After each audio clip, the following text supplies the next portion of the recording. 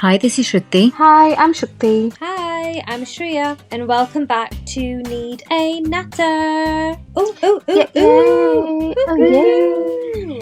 Hello, everybody. Aloha. Aloha. Hi. How are we doing today, girls? Good. All right. We're doing All right, how are you? I'm really tired.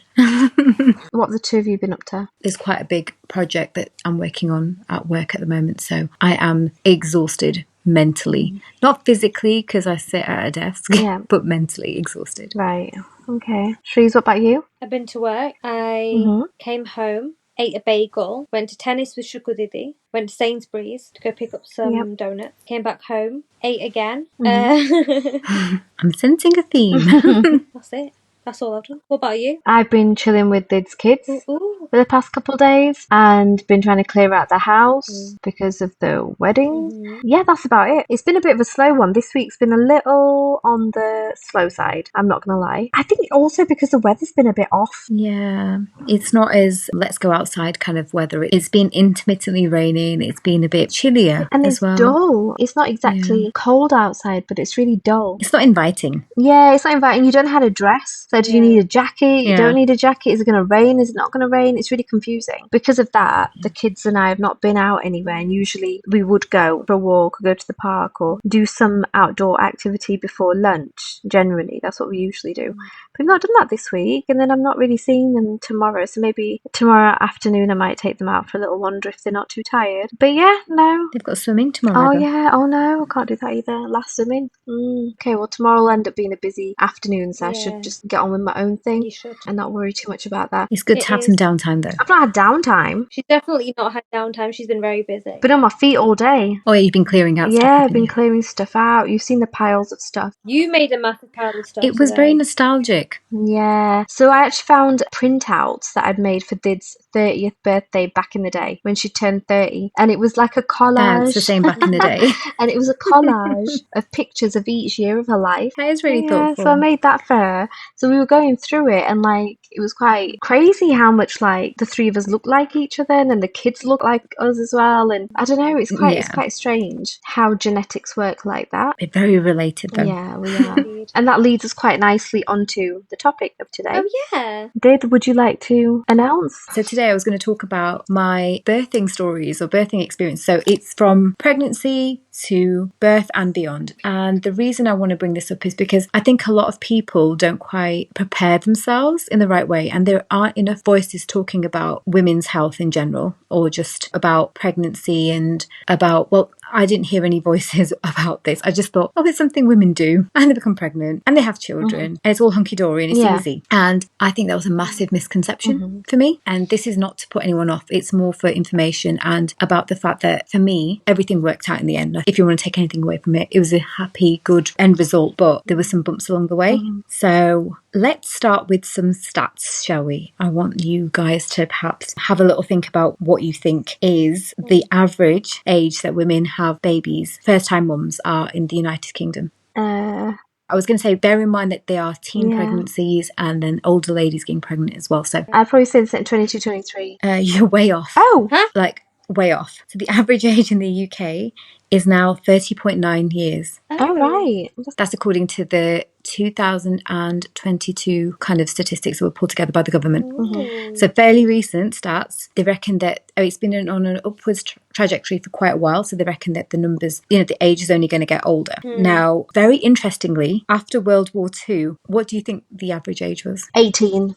I thought the same, I don't know. I was going to say like 24. It was older, but it wasn't as old as it is now. It was in the region of 29.6. Oh, right. Oh, wow. Which is very interesting. And they said the reason was that there were fewer teen pregnancies and there were more women who were giving birth well into their 40s. Wow. Which I found very interesting. However, from that point onwards, the average age reduced for a period of time. And then it's now been an upwards trajectory for the past 10 years, at least. Because there's a reduction in teen pregnancies and there are now more ladies in their 40s giving birth than there are teen pregnancies, basically, in the UK. Which is quite surprising given that for ages there was a massive teen pregnancy problem, especially in the 90s when we were growing up. Contrastingly, what do you think is the average age in a country like India? Oh, gosh. I'm going to say 18 again. Yeah. 1920. Shriya's closer. It's 21. 21. It's 21. Okay. However, there's an urban and rural divide. Yeah. But there's only minor differences between the two. And the rural average age is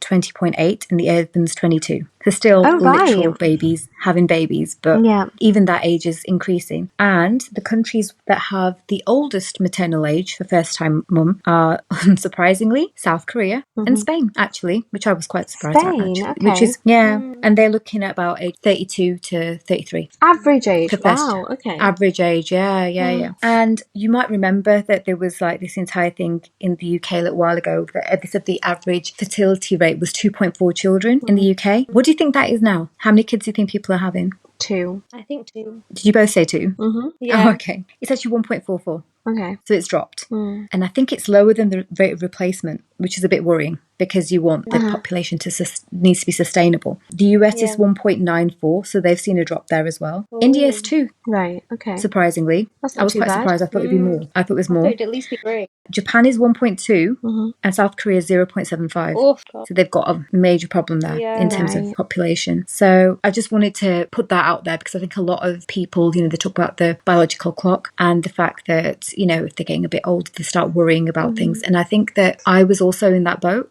because I got married at 31 and it took us a while to have our first. And I was 35 when the baby was due to be born. So I was 34 at conception, but going to be 35 at the point that my eldest was going to be born. And I remember the doctors talking to me about the fact that I was an advanced maternal age and they did, more checks on me and they started like scaring me with statistics saying that you've got an increased risk of Downs Oh no. in your child. So they did additional screenings. So it does increase marginally, but I think it's 1 in 200 chance beyond the age of 35. So it's still a low chance, but it's not as low as it would be if you're younger. Also, because I am South Asian, you can develop diabetes when you're pregnant as well. So I had screenings for that as well, which ironically I didn't show up as being at high risk for that, but I am pre-diabetic now. So it's kind of like, it's a bit weird that that's kind of flipped on its head, but I wasn't at that time. So that can lead to things like preeclampsia, which can lead to premature birth and other problems when you have your baby. So basically the first pregnancy took a while to get to, and I remember being like really nervous at the time and wondering, what's going to happen. But the most reassuring thing was the scans that you have. And I remember the second scan, my little boy didn't want to move. Well, they couldn't check whether it was a boy or a girl because he was positioned in a particular way. He wasn't showing it. So they're like, we don't know what gender it is. And we really wanted to know. Initially, we were not bothered, but at that point, we really wanted to know. So I was told to go downstairs into the kind of lobby area of the hospital and eat a cookie. And I ate a cookie. And he literally started dancing. Oh, bless him. He's just moving around so much. And then he's like, it was a lady. And she's like, oh, it's a boy. I didn't know how I felt at the time. It was such a strange feeling because we're a family of girls. And I was like, oh, I'm having a boy. And what does this mean for the world? Because I just felt immediately like a surge of emotion and this sense of responsibility that, wow, I have to bring this baby up right because of what boys can potentially do in the world. And, I've got to raise him well and also be very communicative with him because boys don't communicate as well as girls, typically speaking. So those were the thoughts going through my head. And then again, there was no one who'd recently had a baby in my circle of friends. I think in the wider family, people had had babies, but there was no one like in my immediate proximity who'd had children. So I remember joining a Mummies to Be club and having the realization at that point for the first time ever what having a baby will entail. So what the lady did was she did this exercise and she said, this is a 24-hour day and split this circle. So it was like a clock. And she said, split this into what you would typically do. So it was like get up, have breakfast at this time, go to work at this time, watch TV at this time. And then she said, now put this thing on top of it. And it basically was the cycles that babies sleep in. And the amount of times they need feeding. And she's like, this is the havoc your baby's going to cause on your life. No. And that was the first time I realised that. Because, again, the thing that we talked about earlier, in terms of like popular culture, they just show babies to be really easy. Yeah. And for the purpose of the story, let's have the baby sleeping in Squid Games for the majority of it. And Yeah, not eating. not pooping, not peeing, no nothing. Yeah. Quiet baby. Yeah, exactly. Mm. So it was like a quiet little baby, and which is what I expected as well, because again, the last baby I'd seen was Shreya. Yeah. And you were quite an easy baby, apart from your eating. Yeah, I didn't like to eat. You were quite an easy baby, by my recollection. Oh, that's good. And he used to sleep nicely as well. Apart from the sleep Apart from the paralysis sleep that she paralysis. Oh yeah, yeah. Apart from that, but that must have been a little later, like when you were a toddler and stuff, right? When you actually realised what was happening. Before that, you were quite, It started when I was in the cot. you were in the cart, but you couldn't have possibly have that memory unless you were at least 2 or 3, right? Yeah, I was about 2. Yeah, you're So, right. yeah, exactly, toddler. So before that, you wouldn't even know. You were pretty quiet. You'd be all right if it'd be like me. I mean, I shouldn't have. I should have been putting you to bed, but you used to be okay with like me putting you to bed because I mean I was quite little. Yeah, you used to. But And I think that's why it was easier, because like the workload was spread amongst all of us. Like we'd all chip in Yeah. a little bit. Yeah. I had a lot of caregivers, so I think that helped. You did. Basically, I think that there's a lot of things that happen to other women. So when I was in that shared space, I heard a lot of stories from the other ladies, and some of them had really bad morning sickness. Mm. One of the ladies was unfortunately like bedridden for a little while because she was that ill. And I didn't realise that that's the magnitude of what could happen to you. I started developing what's known as PGP, which is pelvic girdle pain. It basically really, really hurts to walk. And it feels like there's an immense amount of weight on your stomach, which obviously there is in pregnancy. But I remember I once had an appointment at the hospital and I couldn't walk to the bus stop. Oh, no. I physically couldn't walk to the bus stop. So I had to call a taxi. And there was another time when I was in town for a Christmas do. And so it was like 2 months before I had my baby. And I had to get Bar to come pick me up because I was like, I can't move. And I think, Shreya, you were in the car as well. Maybe. You came to pick me up. Yeah. It was like near the Hilton Hotel. And I just couldn't walk to him. So I was like, you have to come to me. I can't walk. I physically can't walk. So it was really, really uncomfortable towards the end. The one thing that massively helped me, though, was I used to go to pregnancy yoga classes.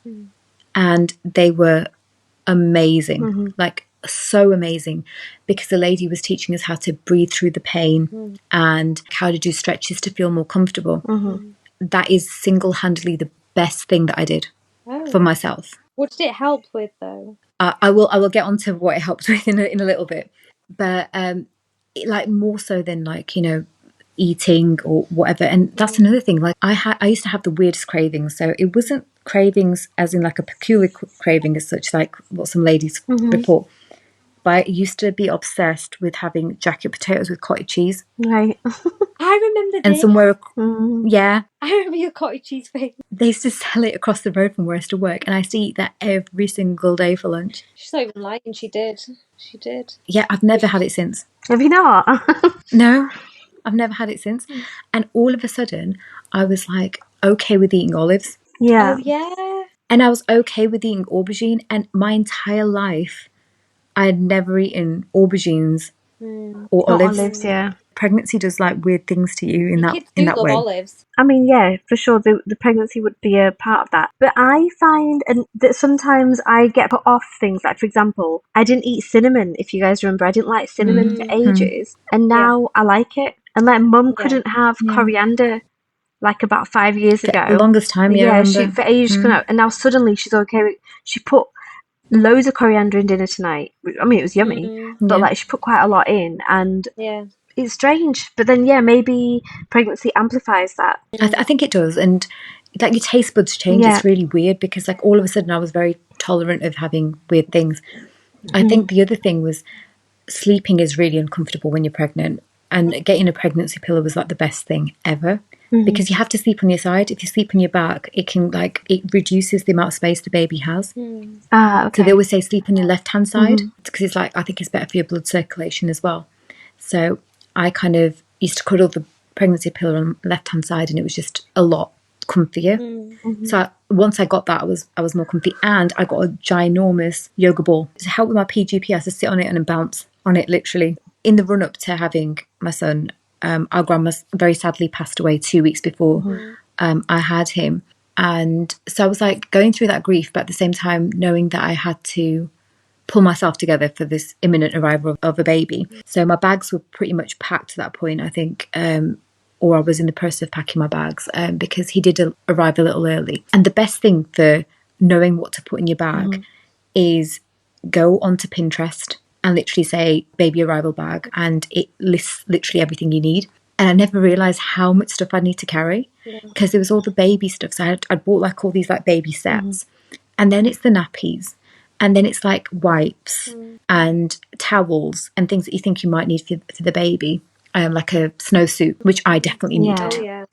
And because he was born in February, it was one of the worst snowstorms we've ever seen in the UK that he was born during. And then I had to pack a bag for myself. And there's so much stuff you have to carry because, again, I didn't realise that women, after they have babies, they bleed hell of a lot. Oh my God. A hell of a lot. So I had to take these ginormous thick pads, disposable knickers. I knew nothing about any of this. And then if you're breastfeeding, even if you're not breastfeeding, milk can leak out of your breast. So you need to have pads for that as well. Plus the feeding underwear, plus comfy clothes, plus possible birthing clothes, and multiple variants of everything. And stuff for your own hygiene as well, right? For your own hygiene, because again, I had no idea that I'd need all this stuff. And I drove to Mothercare and I bought a hell of a lot of stuff. In fact, more stuff than I needed. And I think that's one of the things I'd caution people against, like getting far too much. So I got loads and loads of baby bottles that I never ended up using. I bought sterilizers, never ended up using those very much either. Basically, there was a lot of stuff I ended up like not using at all. A cot that my child never slept in. Like, the most pointless purchase was the cot. But yeah, you kind of go a bit overboard. But I think I would recommend that people really think about what the important things are and maybe wait until the baby's born before they get some of these things. But I think the excitement just makes you want to go out and buy everything. Basically, he was born on a Monday and the contraction started on Friday night. Very slow, and I kept calling up the hospital and they were like, oh, it's probably Braxton Hicks, which is kind of like when your body's preparing to give birth and it's kind of like almost like a false alarm. So it's probably like a false alarm. And then they start getting more intense. The pain started getting more intense. I'm like, no, I think this is point of no return. So I was living with my in-laws at the time and I expressed a need and a requirement to be with my mummy. So my husband drove me over to my mummy and I stayed over there and I was just like withering in pain, I want to say, like days on end. And then on the Monday morning, I think it was 6 a.m. Shreya, you might remember this because you were with me. It's about 6 a.m. And I was like, okay, I need to go to the hospital now. But first, let me take a shower because I don't know when I'll get to shower next. I thought she was mad, honestly, when she said, she came to my door because I had, just in case she went into labour, I stayed up at night until Mum and Ba had to wake up in the morning for work. And so I had literally just gone to bed, been about 20 seconds. And Mum and Ba have got up and they started getting ready. She's at my door and she's like, Shreya, we need to go to the hospital. And I was like, baby coming? And she's like, baby's coming. And I was like, come on, let's go. I get dressed. This girl's in the shower. I'm like knocking on the door like, Diddy, get out. What are you doing? Let's go to the hospital. She's like, I need to take a shower. I need to clean myself. So I was like, I'd heard horror stories that people on a shared ward don't get a chance to have a shower immediately, or they've got to wait to have a shower because it's a communal situation. So I was like, I need a shower now because I don't know when I'm going to get a shower next and I'm going to feel disgusting. And then, so I took a shower and then Bar drove us and I was like, this baby will take its time, just drive normally. So, because he's trying to be Speedy Gonzales getting me there. And when we got there, the nurse was like, I don't think you're quite ready. Can you go home? And I was like, I am not going anywhere. I was like, I am not going anywhere because I knew what pain I was, like I knew the pain I was in, right? Yeah. She's like, oh, you've not really dilated enough. And I'm like, no, this is too painful. I am not going home. And like all women, they ask you to draw up a pregnancy plan. Yeah. 9 times out of 10, it goes out of the window because things don't go to plan. So at that point, they were like, we can't give you epidural or anything like that. So you're just going to have to deal with the pain. Why don't you pace up and down a corridor to try and speed things up? So I was already in a lot of pain. Yeah. And then I've got Shreya on one side and my husband on the other side walking me up and down the corridor of this hospital to try and speed things up. And she was hobbling, like she was not able to walk straight. She was in a lot of pain. A lot of pain. And I was huge. Mhm. I was really huge. Yeah. Like, my belly was Oh so huge. yeah, you And were weirdly enough, huge. I remember seeing you yeah, after, I think I saw you in February, just yeah, before 2 weeks yeah, before, 2 weeks wasn't it? before I saw you. And I'd not seen you. I can't remember how long, in like maybe 8 or 9 months I'd not seen you. Yeah. So you'd not I'd seen not me seen you pregnant. pregnant, yeah. So I remember what you were like sat on the sofa and I walked in and obviously like I mean, I was obviously really immature and really insensitive at the time. But like I walked in and I was like, oh my God, you're massive, and I burst out laughing. Because you know what, right? Me and Did, Shreya not so much because she was still a kid when they'd got married. But like me and Did, when she got married, really bust our bottoms to lose weight. Like We we did. like dieted, we went to the gym all the time. There was so much, way more effort. Insanity. We were doing You had insanity, cabbage yeah. soup, didn't Insanity you? fitness Yeah, programs. we used to have When you're on cabbage cabbage soup diet. soup diet. Oh my gosh, yeah, we did Yeah. all of that.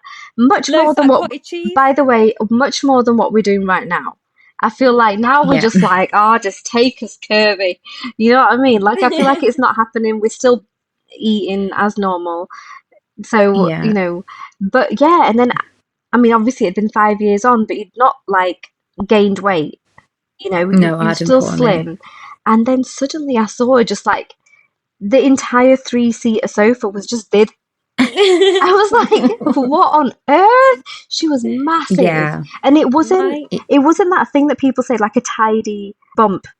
It was a spread out. It was like everywhere. my favourite moment when Diddy was pregnant was when she would be having a cup of tea and she'd rest her biscuits on her tummy on her and her belly. and her bowl of Jabra. Like she Oh, just rest it Listen, on her belly while she's having a cup of tea. It's really funny. it's what baby wanted. It's what baby wanted, and baby got. oh gosh. Yeah, I was humongous. Anyway, I forgot what I was up to. Where was I up to? Walking up and down the You were corridor. walking, yeah. Oh, walking up and down this corridor. And then I think at one point Shreya got told that, go away. Was it the nurse who told you to go?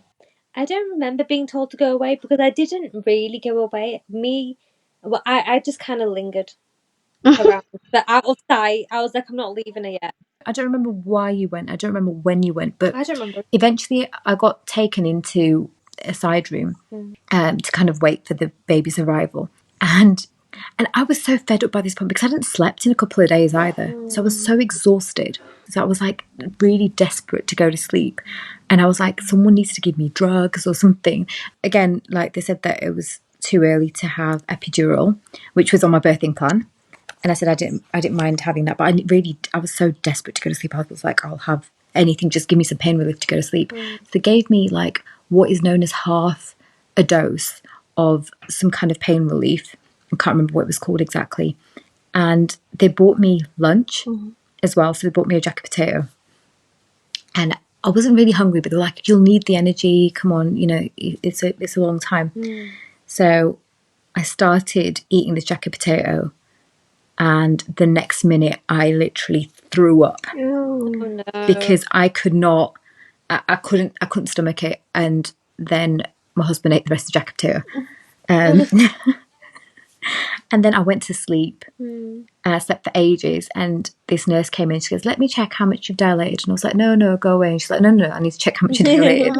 So she checks, and she's like, "I think we're ready." And I Oh, was like, "Oh, can I have my epidural now?" She goes, "No, it's too late." Oh And I my was like, "For the God. love oh of my God." gosh. For the love of God. I was like, how am I going to deal with this pain? And she's like, oh, well, you're probably not going to take too long. It's probably going to happen within my shift. Wow. And she was amazing, honestly. I'd taken my swimming costume as well because I thought I was going to try out the birthing pool. But once they put me onto the bed, I was like, I'm actually happy here. I am not moving for toffee. You cannot move me from this place.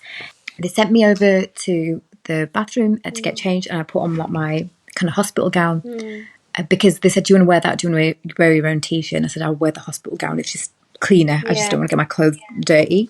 So I wore the hospital gown, and I went back, and I just stayed there, and I stayed there for hours. And apparently, according to my husband, I wasn't very loud. I wasn't screaming or anything. I just kept asking for water, and they gave me gas and air to kind of help me with the pain. Now, this is where the yoga really helped because I'd learned how to breathe through the pain, through the breathing exercises. It was really helping me stay calm. So I wasn't like stressed out or anything. I was actually very, very calm in the moment. Yeah. So I was obviously in pain, but I was like super, super calm.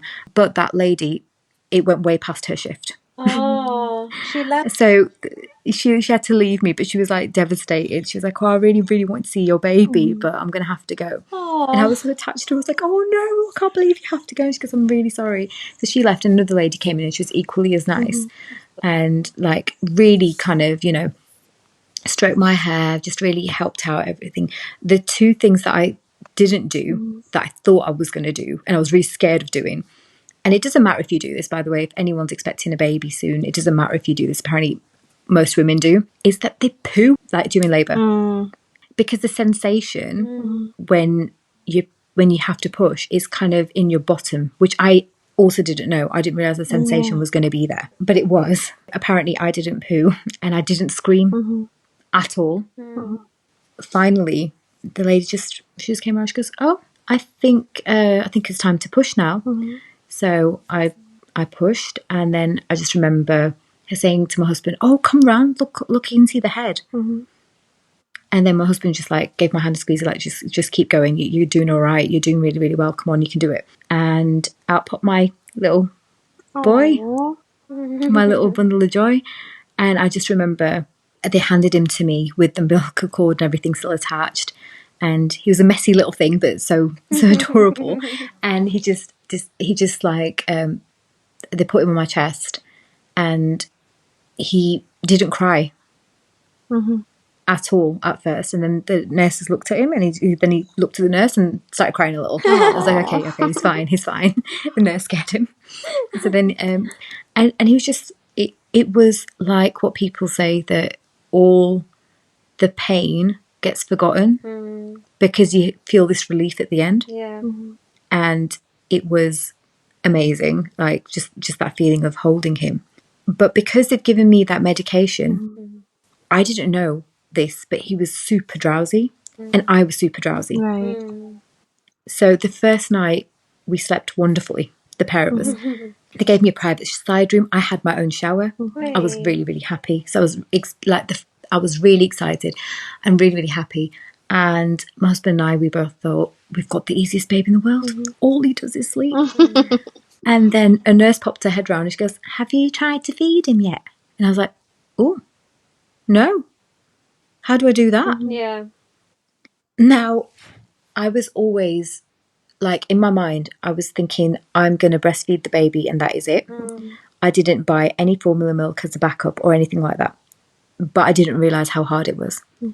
And there was literally no one who could guide me on that. And I think that's something that a lot of hospitals do. They don't have that kind of support available in-house.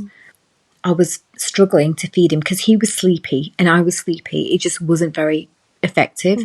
It didn't go very well, basically. So they had to keep me in hospital until we had that feeding pattern established. And we stayed there for 5 days.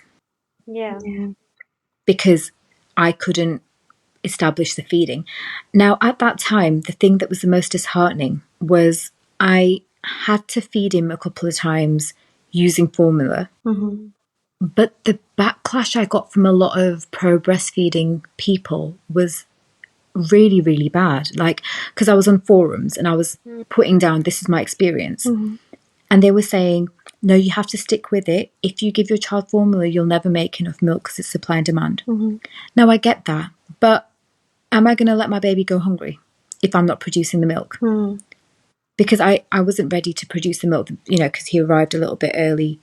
And we hadn't, that feeding, it hadn't been established because he was so sleepy. And there was just a lot of judgmental comments, and that got me so down. I ended up unfollowing a whole bunch of them that night. I just got so upset this one night that I couldn't do it. I was like, I just feel like such a failure because this is supposed to be natural. Since then, I've learned, and it's been a journey of learning that at the end of the day, you have to go at the pace your body allows. and you have to be forgiving towards yourself because you have to do what's right for your baby. Yeah. And at that time, that was what was right for my baby. Now, the fact that he couldn't stomach formula was a whole different matter. So every time he had formula milk, he would throw it up. Yeah. And we found out 10 weeks down the line, this was because he had a tongue tie that was undetected. Now, what happens with that is when you feed them too fast or feed, like, which obviously formula was feeding him too fast, and I was using a cup rather than a bottle so that he could also have breast milk. It basically, it wasn't something that he could digest because it wasn't going in effectively. And obviously couldn't feed off me effectively either. And he was losing weight. And at that time, I was depressed and I didn't actually realise it. I didn't realise I was going through postpartum depression. Again, it was not something I was very educated on. And I thought I was super lucky because I was living with the in-laws. They were taking care of like everything in terms of they were taking care of food, and sometimes they'd say, you know what, why don't you go have a shower, we'll look after your baby.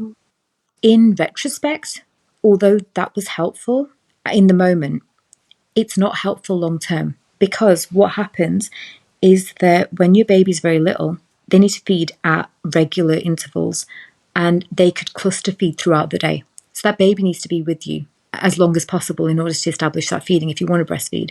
Now, I kept passing my baby out to other people to hold so I could go do something, or because I felt obliged because I'm living in a house with other people. I'm like, they need to have time with their grandson, so I need to pass him out. But it was possibly not what I should have done in the earlier days. I should probably have just locked myself in a room and just been there with baby if breastfeeding was the journey I wanted to go down, which inevitably had to be the journey I went down because baby wouldn't have formula. So I still beat myself up about it because I think, and I know I have to be more forgiving towards myself, but I still feel that I wish I had been better informed, because then we wouldn't have got to the stage where he lost weight to such a significant degree that we had to go to hospital like a couple of times to get him weighed, and like they were thinking that he might be failure to thrive. They might have to put him down as that kind of category because he wasn't putting on weight basically.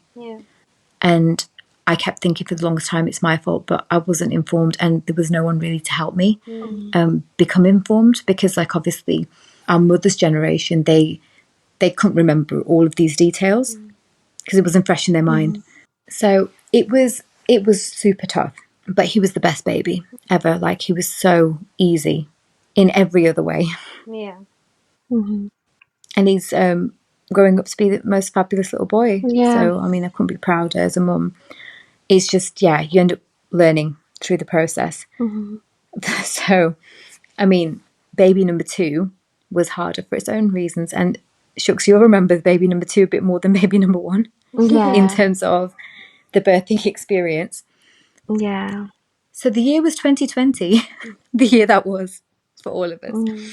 It was exactly 1 month into the UK lockdown that baby number 2 decided to make her appearance. Now, it was quite strange that I expected, because we struggled a lot in terms of conceiving baby number 1. And also, another thing that I didn't mention with baby number 1 is when we were struggling to conceive, I went to the GP and I mentioned that we were struggling, and they really didn't want to hear it. They just thought I was overreacting. Really? Oh no. Yeah. I was pretty much dismissed. They didn't really want to hear it. And they were like, oh, it's your age, isn't it? Oh my God. And I'm like, yeah, it was. And I was like, I know that, I went to get my fertility tests done. Like, well, you are fertile. So I was like, well, what's the problem then? Yeah. I didn't get any answers. So there was no one to reassure at that time, which I thought was not quite nice. And also, like I said, with my son, postpartum, there wasn't much support. Yeah. There was forums, but very judgmental forums, or forums that weren't helpful. Yeah. But there wasn't any physical person you could go to for advice or help. Yeah. With my daughter, I just started a new job, and I remember I'd been there about 10 days.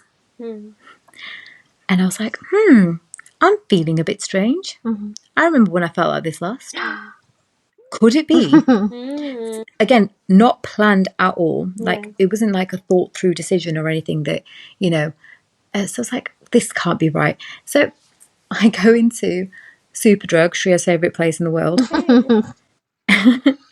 and bought a clear blue pregnancy test because I was like, I know this is accurate. And then I went into Mothercare, which used to be open at the time, went to the toilets and did the test. And I was like, see, look, it's not positive. And then as soon as I thought that, line number 2 appeared. I was like, you are kidding me.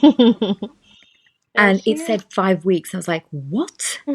And this is another thing, because I was still breastfeeding my son, my periods didn't come back properly. Right. So I was like, what? This is so bizarre. So I was like, hold on a second. Let me go back. I was like, I'm not going to buy another clear blue test. So let me buy a cheap one. So I went to the pound store and bought a few. Right. And positive, positive, positive. Oh my God, this is really happening. Okay, this is interesting. So the way that I broke it to my husband, which I thought was quite amazing, was that I didn't tell him. I just put the pregnancy test on the bed. And he found it. And he's like, oh my God, no. I was like, yeah.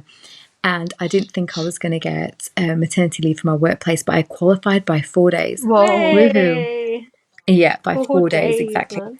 So back to the day that was, I was in a meeting at work, and this is when we were working from home. So I was working from home for a month, and all of a sudden, I was like, oh, contraction.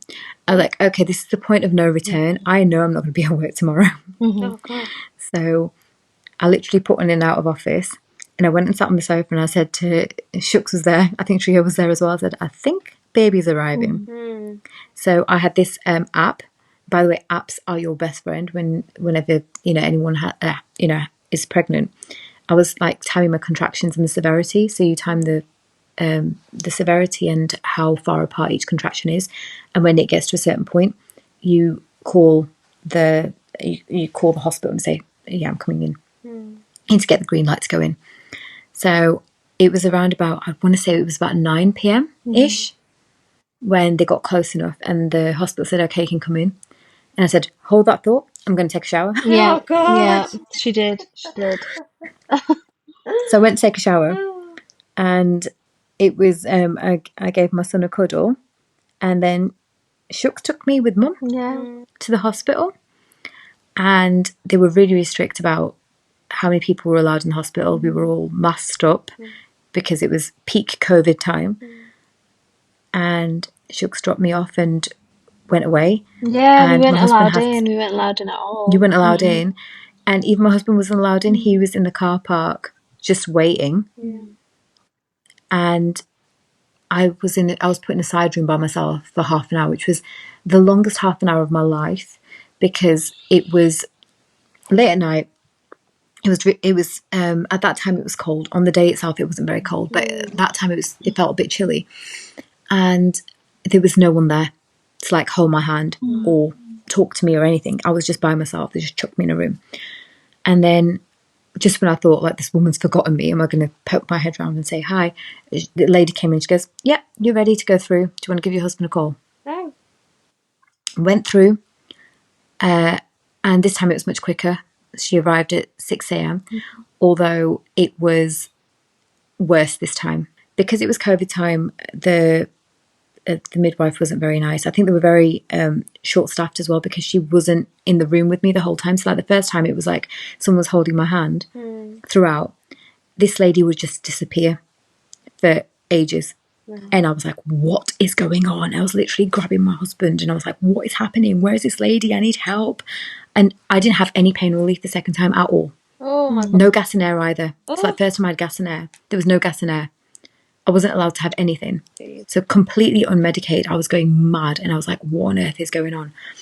And she then said, oh, if you're feeling in pain, get up and walk around. So walked around, and then all of a sudden my walk broke. And the lady just started screaming at me, saying, get back on the bed, get back on the bed, like an absolute mad woman. And I was like, I can't walk. She's like, get back on the bed now. Oh my God. Yeah, she was really mean. So got back on the bed, and it was just surreal. The whole thing was just a horrific experience comparatively. Like the nurturing, the support that I received at the time of my son, it just wasn't there. Then she arrived, and it was also like, it was a massive relief. But I just remember at the time just feeling like, something's not quite right here, because they were rushing us. Like everything was being rushed, and we were being, they weren't, when they were taking me up to the ward, for example, they said to my husband, you've got to go. You can't go up to the ward with her. So it's just like feeling completely isolated and on my own. And then by the end of that day, they said, you can go home. And I just felt like, staying in hospital 5 days with my son, and then being chucked out the same day by the lady. And the lady also, like the other lady in the ward, told me off as well, because she said, why haven't you bought a hat for your daughter? I said, oh, she arrived early. She was like 2.5, 3 weeks early. So I didn't get a chance to pack. She goes, that's not early. You're not in the neonatal ward here. You can borrow this hat. But basically just really, in a really nasty, angry way. Went home and realised that she was jaundiced, and we had to be readmitted into the hospital. Now, and that was a better experience. When we got readmitted into the hospital, we got our own room. We had Netflix. Right. Nice. And she was also tongue-tied. But it didn't take 10 weeks to figure it out, because they actually had a doctor who came in and said, did you have that problem with your son? Okay, let's check her. Let's check her tongue. Yeah, she's also tongue-tied. Let's sever the tongue tie. And that's why feeding was established a lot better with my daughter than with my son. So I had that additional support, but only because I was readmitted into hospital. Otherwise, I was like on my own. Yeah. So I think that's somewhere where there's a massive lack of support.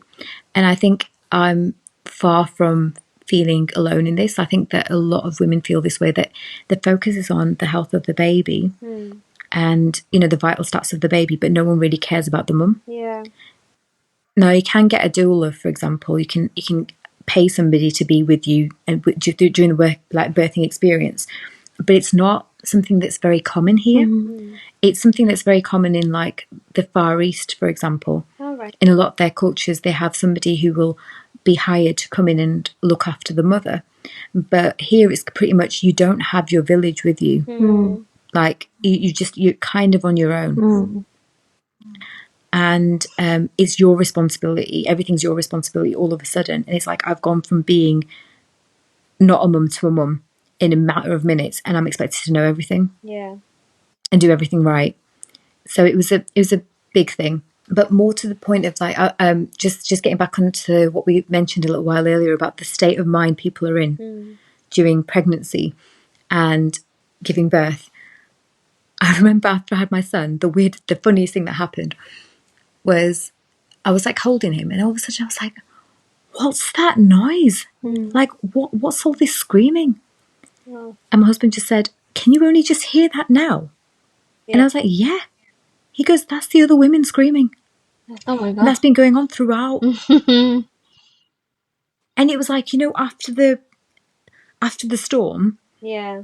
I could all of a sudden I was like now processing my surroundings. Yeah. Up until that point, I had no idea that there was women screaming.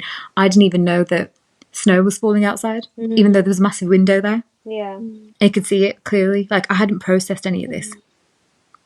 And I was so sleep deprived. Like, both times. I have not slept a full night's sleep unless, apart from the odd occasion, for the past 7 years. Yeah. Because, and again, no one prepares you for that at all. Gosh, I can't think of anything worse than that. I can't either. Oh, I get cranky without sleep. That's the worst thing, because Oh, God. even when I was pregnant, I wasn't sleeping very well. Then when the baby arrives, you can't sleep because the baby wants to be fed constantly. And then you've got babies waking up throughout the night. Now, with my daughter, it's a slightly different experience, a slightly different thing, in the sense that she's a terrible sleeper. Whereas my son settled by himself at the age of 2. So he's been sleeping the whole night through since he was 2. My daughter still doesn't do that. And she still wants to sleep with mummy. So there's they are very different, and it's not a universal experience. But I have gone a lot of years Yeah. without being very rested, and I just don't know how I'm still surviving. Oh God. Just going back to the healthcare that you received, I mean, obviously we even know people that have had really bad experiences, haven't we? So it Yeah, does seem like yeah, there's a massive crisis right Yeah. now with the NHS when it comes to healthcare for women having babies, essentially, isn't there? it's the not being heard part that's the most frustrating. Mm. Like I felt like I had to really assert myself a lot of the time, especially when when I was like, why is my baby losing weight or stagnating in weight? Like somebody listened to me. I had to push it and push it up until somebody properly saw him and then said, oh, actually he needs to go to hospital. Yeah. We need to investigate this. So I Yeah. mean, it's Yeah. really bad. I think something definitely needs to be done about this. Generally, with the healthcare system, though, I mean, just to get a regular appointment takes months sometimes. Especially our specific trust for our locality Yeah. is terrible for this. In fact, I think there's going to be there are some investigations happening Yeah. into negligence. So that's one. Now, one of my friends, she gave birth to a premature baby, a very premature son, slightly further north of where we are, and she couldn't find her baby couldn't stomach formula either, and she couldn't breastfeed the baby. So she set up her breastfeeding bank herself, but she had to do it herself. There wasn't that system like no one had set that up previously, and there was no support in the area. Yeah. So she's been in the media. She's been interviewed by BBC a few times as well because she set up a bottle bank basically where women could donate their breast milk for premies like she had, because she wasn't producing the milk herself. She couldn't because her baby had arrived too early. So there isn't. I mean, so many, and especially the lady that you mentioned as well. She had to kind of fight her own Yeah. case. She's been fighting her case herself Yeah. independently. Yeah. It wasn't, like they didn't admit to being negligent, but they obviously were, They were. as was found to be the case. I mean, even if we look at the Lucy Letby case, right? I mean, so it's not just in our area. Clear, like that hospital. I mean, there's two things, right? First, she was accused and convicted, I believe, right? Yeah, She was convicted she's for serving time. ending lives of children, babies, like just born babies, and now it turns out that it could be hospital negligence, Yeah. Yeah, right? So I mean, it's quite shocking the level of or the lack of care given to kids, yeah, to babies. and also I've also heard that some women who have had cesarean births that they're not given appropriate aftercare, or they're not often aware of what limitations that might cause, and and obviously they've got mobility issues after having had the baby. I mean, all women do because we bleed and it's horrific, and you can't be very physically active immediately, but especially women who've had a cesarean birth, Yeah. and some of those ladies don't have that support at home. Yeah. So what do? You're Yeah. just in a house with a baby all day, like, especially if your partner's not got time off or anything like that, or if you don't have a partner. I It was yeah, I just want to bring it back to yeah. like popular culture a little bit now. Again, it is infuriating. We've just touched on this in the toxic masculinity episode that when we spoke, that in movies suddenly there's like a miraculous recovery that happens. Yeah. That's what we're taught. Lady has baby, the next day she's back to work, or she's looking amazing, and she's got a fresh blowout, and she's perfectly fine. And then there's also another famous actor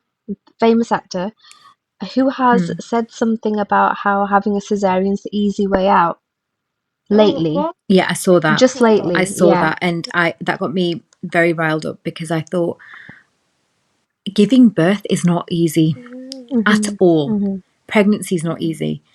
It's and having a cesarean birth is a massive operation. Yeah. Yeah. It's not like it. I don't even understand how a man could trivialize something that he's never ever going to experience. Yeah. Again, I'm going to quote Rachel Green for the second time. on this podcast, no uterus, no opinion. Absolutely. Preach, sister. No, it's just I just people. This is why I had to mute a lot of my social media around that time, because obviously the algorithm was sending me lots of baby related content, and some of it was just so toxic, like really judgmental about how you feed your baby, how you dress your baby, just activities you do with your baby or not. It was just, and the amount of information that you get is sometimes contradictory as well. Like how what is safe sleeping with a baby, for example, as well. Like it goes down to very, very granular things. And I mean, no shade to anyone who's got alternate ways of doing this, but I had a next to me cot, and it's called a next to you bed, because my babies couldn't sleep in a separate cot further away from me. Like I said, it was pointless for me buying a cot. And then I did co-sleep with babies, but it's about knowing how to safely do that. And there was a lot of judgment that I received on that, like saying, oh, you don't care about your child. And it's like, it is the only way the baby and I can get any sleep at all. At all. Like, and I'm trying, and I'm trying to be as safe as I possibly can. But then you get like medical professionals as well who are like, they have blanket rules, like, no, you must not do that. That's bad, and whereas if you look at the whole eastern side of the world, that's how they sleep. They co-sleep. So that kind of those kind of narratives, they just really drag you down. If you listen to everybody, it just drags you down. So it's one of those things, you have to be well informed, but don't listen to everyone. That's the thing. It sounds like there's far too much information out there, and a lot of it is people's opinions, but it's not actual proper support and actual advice to figure out what is going to be right for you and your baby. I think the reason for that is because every mother and child, or father and or couple and child, are different, right? So Exactly. maybe it doesn't one person's opinion. Like Mum's actually said that there's very little point in giving much advice at all, because everybody's experience, every child is different. The needs are different, right? So what advice can you really give? You can just say, oh, this is what I did, and that's it, really, innit? But I think sometimes it's about listening to the mum as well, and listening to what the mum needs, rather than enforcing your opinion. And I'm not saying our mum definitely didn't do this. I'm just saying that there's a lot of instances where other people will tell you what you should be doing, and you're like, this is what I want to do. Either support me in what I'm doing, or just shush. The cheek of people, though, innit? Like, oh my gosh, the cheek of people. I mean, I really don't think, like, people close to me, or like us as a trio, we are the type of people that go and like give free advice to people. I can't understand the cheek of people when they come and tell you what you're supposed to be doing in your life. I don't get it. Oh, it riles me up. Should I tell you the worst thing that happened once? So we'd bought a house just before my first baby was due, and we were renovating it. And one day I was just standing with my little one, with my boy, at my doorstep, and he was quite small. I mean, he was born small, but he was also small because of the feeding complications. And while I was just stood there, this elderly Indian woman walks past. Never seen her before in my life, never seen her again. She's not one of my neighbours. She was just walking past. And she just said, feed him, why don't you? Oh. In Punjabi. What the hell? In Punjabi. First of all, I don't even know how she knew that I knew Punjabi. And I was like, I'm trying my hardest. What on earth? And I didn't ask for your opinion.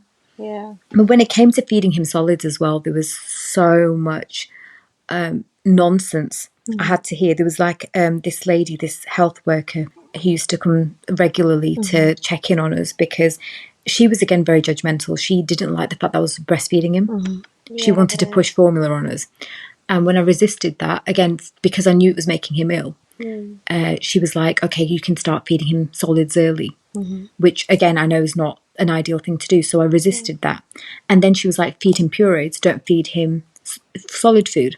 So for ages I fed him purees, but then I've since found out that baby-led weaning is probably a better way to create that kind of more positive relationship with food. So with my daughter, I did baby-led weaning, and I think she's got a better relationship with food than my son does. What is that? Baby-led weaning? So baby-led weaning is when you literally give the baby versions of the food that you're eating to develop the tastes and the textures. So, say for example, if I'm having mac and cheese, you give the baby mac and cheese. You just add slightly less salt or slightly less sugar to whatever you're giving them, and you put it on a tray or on a plate in front of them, and you just let them grab it with their hands and eat it, and just learn to feel the texture of the food and the flavors. It's more like they choose to pick it up and put it in their mouth and eat it rather than you feeding them. And then they develop that as like a choice to feed themselves, and they understand the relationship that they have with food is with like feeding their hunger. Yeah, which is why my daughter's always like, she initiates when she's hungry. She's like, I want to eat food, and this is what I want to eat. And she's kind of she's more of a foodie than my son is. Yeah.